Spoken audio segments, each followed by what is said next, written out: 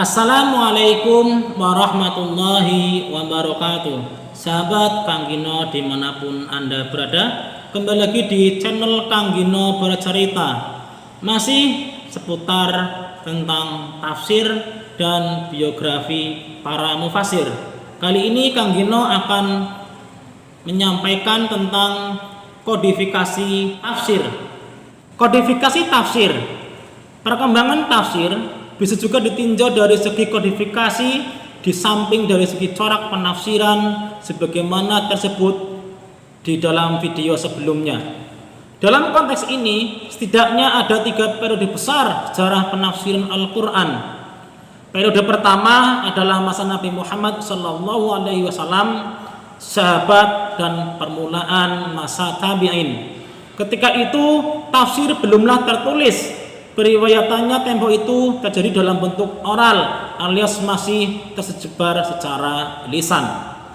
Periode kedua dimulai seiring dengan kodifikasi hadis secara resmi pada masa pemerintahan Umar bin Abdul Aziz tahun 99 sampai 101 Hijriah. Pada periode ini tafsir sudah mulai ditulis berbarengan dengan penulisan hadis. Sebagaimana halnya hadis, tafsir juga dihimpun berdasarkan bab dan penafsiran yang ditulis umumnya adalah tafsir bil ma'thur. Periode ketiga dimulai dengan penyusunan kitab-kitab tafsir secara khusus dan berdiri sendiri.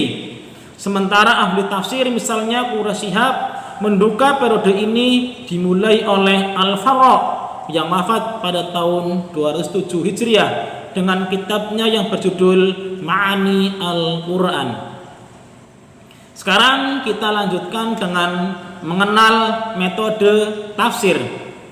Munculnya beragam kitab tafsir tidak dapat dipisahkan dari perbedaan metode penafsiran Al-Quran. Metode di sini diartikan dengan cara kerja yang dilakukan secara sistematis. Jadi, metode tafsir adalah cara atau langkah dan prosedur yang digunakan oleh mufasir untuk memahami Al-Quran. Selama ini dikenal 4 periode yang ghalib atau yang umum digunakan mufasir untuk menangkap pesan Al-Quran, yaitu metode ijmali atau global, metode tahlili atau analitis, metode muqarin perbandingan, dan metode maudhu'i atau tematik. Untuk melengkapi pemahaman kita, keempat metode ini akan kita singgung sedikit. Yang pertama, metode ijmali atau global.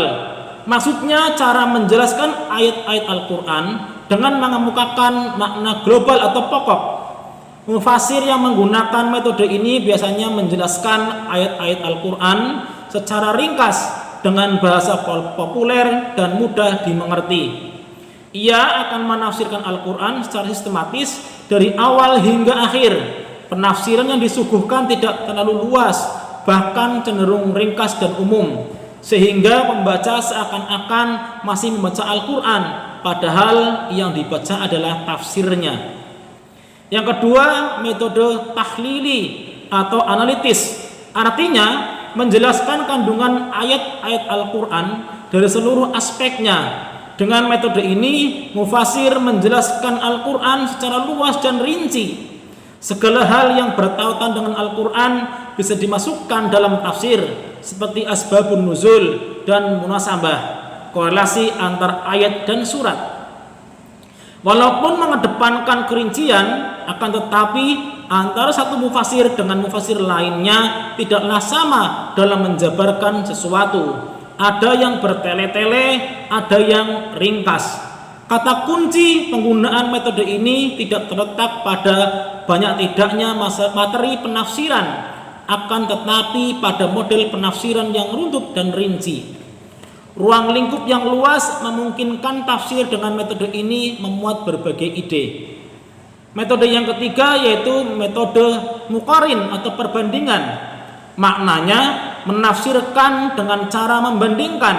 Metode ini memiliki beberapa ruang lingkup, yaitu membandingkan antara satu ayat dengan ayat yang lain, membandingkan antara ayat Al-Quran dengan hadis, dan membandingkan berbagai penafsiran para mufasir. Metode yang keempat yaitu metode maudhu'i atau tematik. Artinya menjelaskan ayat-ayat Al-Quran dengan mengacu pada satu pokok bahasan tertentu. Pembahasan bisa berdasarkan tema ataupun surah tertentu. Keuntungan memanfaatkan metode tematik adalah membuat pemahaman yang dihasilkan lebih utuh dan kajiannya lebih sistematis. Persoalan dapat dikupas secara tuntas dan memungkinkan pemahaman baru. Masing-masing metode tafsir memiliki kelebihan dan kelemahannya masing-masing. Tidak ada metode terbaik dalam menafsirkan Al-Quran. Semua tergantung kebutuhan. Jika kebutuhannya adalah menuntaskan dan mencari jawaban atas suatu topik permasalahan, maka metode maudhu'i memang yang paling tepat. Jika kebutuhannya untuk mengetahui kandungan ayat, maka jawabannya adalah metode takhlili. Demikian seterusnya. Demikianlah video kali ini yang membahas tentang kodifikasi tafsir dan mengenal metode tafsir. Sampai jumpa lagi di video Kang Gino selanjutnya, masih tentang seputar ilmu tafsir dan biografi para mufasir. Demikian, semoga ada manfaatnya. Assalamualaikum warahmatullahi wabarakatuh.